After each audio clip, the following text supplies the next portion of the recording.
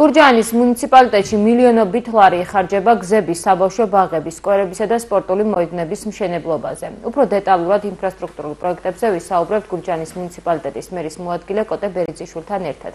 გამარჯობა, დიდი მადლობა, რომ მონაწილეობთ ჩვენს გადაცემაში. გამარჯობათ, მადლობა მოწვევისთვის. ბატონ კოტე, ამ ეტაპზე რა პროექტები ხორციელდება გურჯაანის მუნიციპალიტეტში და მთლიანობაში რამდენი მილიონი ლარი დაიხარჯება პრობლემების გადასაჭრელად? გურჯაანის მუნიციპალიტეტში ამ ეტაპისთვის ძალიან ბევრი სამუშაოები მიმდინარეობს, უბრალოდ ჩვენ ესენი დაყოფილი გვაქვს დაფინანსების მიხედვით, ანუ რეგ ფონდებიდან, ადგილობრივი ფონდებიდან, MGF-ის მიერ წამოწყებული პროექტები და ასე შემდეგ. მივყვეთ და ალბათ დავიწყოთ სოფლებიდან, ქალაქის მასშტაბით რა სამუშაოები მიმდინარეობს და შემდეგ გადავიდეთ უფრო მსხვილ პროექტებზე, რომელიც MGF-ის და მთავრობის დაფინანსებით მიმდინარეობს. ამ ეტაპისთვის რეგ ფონდებიდან დაფინანსებული გვაქვს 8 მილიონამდე ლარის სამუშაოები და ჩვენი თანადაფინანსება აქ ძალიან პატარა 5% და ამ ეტაპისთვის მიმდინარეობს ამ თანხით ძირითადად მიმდინარეობს საგზაო სამოსის მოწყობა როგორც სოფლებში, ასევე ქალაქ გურჯაანში.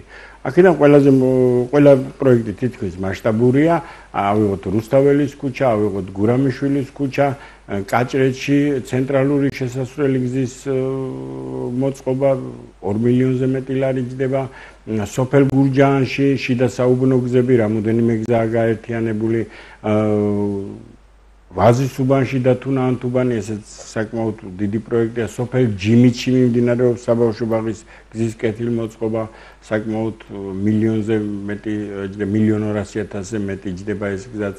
და ამ ეტაპისთვის ყველა გზაზე სამუშაოები მიმდინარეობს ძალიან აქტიურად, უკვე რაღაც 30%-მდე შესრულებებიც აქვს აღებული და მოკლედ კარგი ტემპებით მიმდინარეობს. სავარაუდოდ ერთ თვეში აპრილის ბოლოს, მაისის პირველი ნახევრისთვის ყველა ეს გზა იქნება დამთავრებული. გურჯაანში როდის დასრულდება? გურჯაანში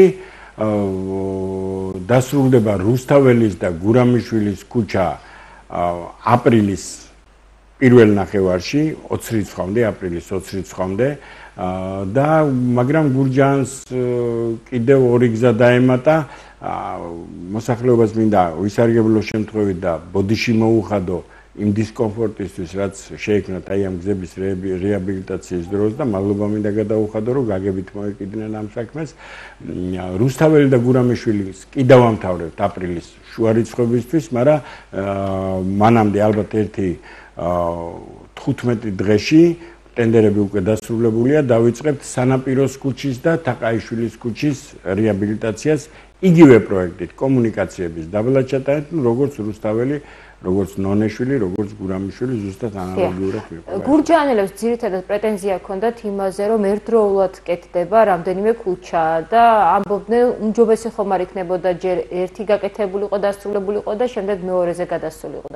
აი ამიტომ უფრო შეექმნა დისკომფორტი, რადგან ბოდიშიც მოუხადეთ. უყურეთ, კი, მესმის და რა თქმა უნდა, ასე უმჯობესი იქნებოდა, მაგრამ გურჯაანის აი ეს ცენტრალური ნაწილი, რომელზეც დღეს რეაბილიტაციები მიმდინარეობს და ის ორი ქუჩაც, რომელიც დაემატა, ამ ცენტრალური ნაწილი ეს არის ის ნაწილი, რომელიც საკმაოდ მოძველებული იყო და ამას დაემატა იმ სტიქიის დროს დაზიანებები, რომლებიც აი უბრალოდ საშინელ მდგომარეობაში იყო და აი რომ იტყვიან დრო აღარ ითმენ და ამეების მოუწესრიგებაზე, იმიტომ რომ საკმაოდ დიდი უკმაყოფილება იყო თვითონ მოსახლეობაში და ვეთანხმები აბსოლუტურად ისეც მოძველებული გზები, აი ბოლო სტიქიის შემდეგ, მოგეხსენებათ, ყველაზე გახმაურებული სტიქია, რომელიც ჰქონდა, უბრალოდ უბრალოდ შეუძლებელი იყო აი ცენტრალურ ნაწილში გადაადგილება.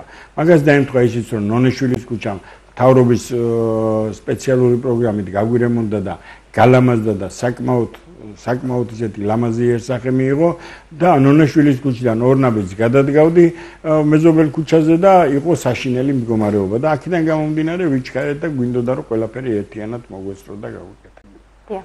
კიდევ თუ იგეგმება სოფლებში გზების პრობლემის გადაჭრა? კი, სოფლებში ძალიან ბევრი გზა გვაქვს დაგეგმილი. ამ ეტაპისთვის ყველაზე ჩქარა რაც იქნება, ეს არის ველისციხეში სკოლისკენ მიმავალი გზის რეაბილიტაცია და ველისციხეში კიდევ ერთ ქუჩაზე სანიაღვრე წყალარინების სისტემის მოწყობა, კარდენახში სკოლის გზის რეაბილიტაცია, რომელიც ძალიან საშინელი მდგომარეობაშია. ესენი იქნება აი ახლა ძალიან მალე უკვე ტენდერი დასრულებულია და მალევე დაიწყება სამუშაოები.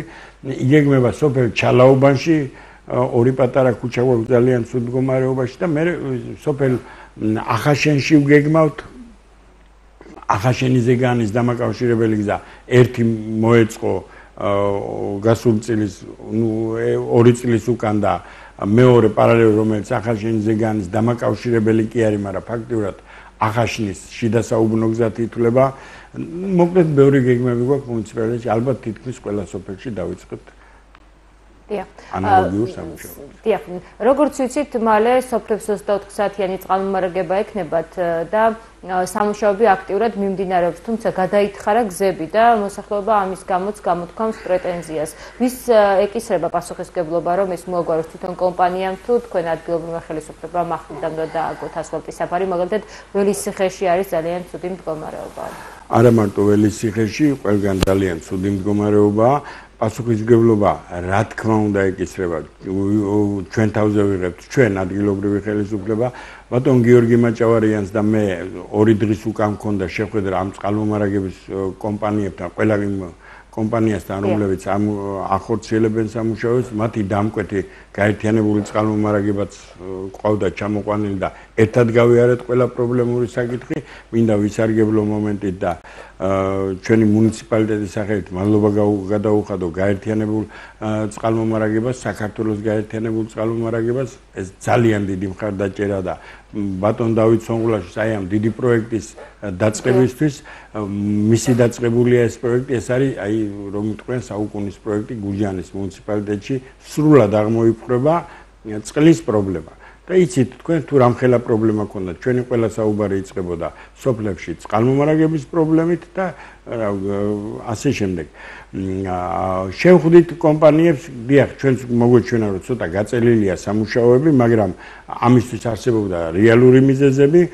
აქედან გამომდინარე დავიგეგმეთ და ძალიან მალე ჩვენ უყურეთ ჩქარობთ იმას, რომ რაც შეიძლება მალე მივაწოდოთ მოსახლეობას წყალი და რა თქმა უნდა მათ პროექტში ვდევთ ის რაც გადათხარეს და ის რაც დაზიანდა ამ სამუშაოების დროს მის პირვანდელ სახეზე მოყვანა ამ კომპანიების ვალდებულებაცაა, მაგრამ ჩვენ უბრალოდ ჩქარობთ რომ აგერ ზაფხულის სეზონის მოახლოებასთან რაც შეიძლება მალე გადავწყვიტოთ წყალმომარაგება მოსახლეობისთვის და შემდეგ რა თქმა უნდა მოყვება ამას იმის ისე თავად კომპანია უზრუნველყოფს რომ ისეთივე სახე მიიღოს როგორც მანამდე კი, თავად კომპანიას უდევს ეს პროექტში პირვანდელ მდგომარეობაში მოყვანა. იყო ასფალტის საფარი, მოეწყობა ასფალტის საფარი და ასე შემდეგ. და რა ინფორმაცია მოგაწოდეს, როდის ექნება 24 საათიანი წყალმომარაგება ველისციხეს, ახაშენს და იმ სოფლებს რომ რაც შეეხება ველისციხეს და ახაშენში კარგი მდგომარეობა, კომპანია რომელიც ოპერირებს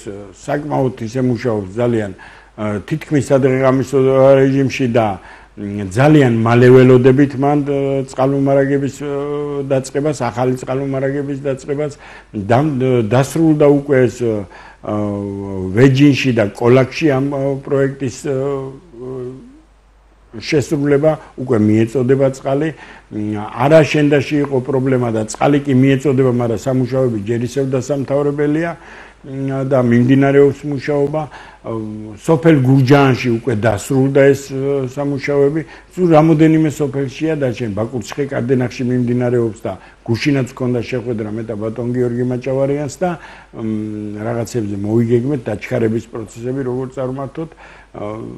და რა ვიცი, ვფიქრობთ რომ აი ივნისის თვეში უკვე ძალიან ბევრ სოფელში ჩართული იქნება ეს ახალი 24 საათიანი წყალმომარაგება და იქნება პრობლემებიც მოგვეცნას. დიახ. როდის გაიხსნება ახაშნისა და ველისციხის საბავშვო ბაღები? როგორც ვიცი, დასრულდა უკვე პროექტი. დიახ, ახაშნისა და ველისციხის საბავშვო ბაღები იყო ჩამოსული MGF-ი, ესწრებოდა ბატონი გიორგი მაჭავარიანი და გახსნის პროცესიც უკვე ჩაატარეს, შენობები ექსპლუატაციაში მიღება მიმდინარეობს ამ ეტაპისთვის, დასრულდა ძალიან კარგი პროექტებია და ძალიან ხარისხიანად არის შესრულებული. მადლობა მინდა ამისთვის საქართველოს მთავრობას გადაუხადო ამ დიდი მხარდაჭერისთვის. კიდევ მიმდინარეობს ერთი ბაღის სრული რეაბილიტაცია და სამი ახალი საბავშვო ბაღის მშენებლობა და იმაზე დღესაც კი რომელ სოფლებში?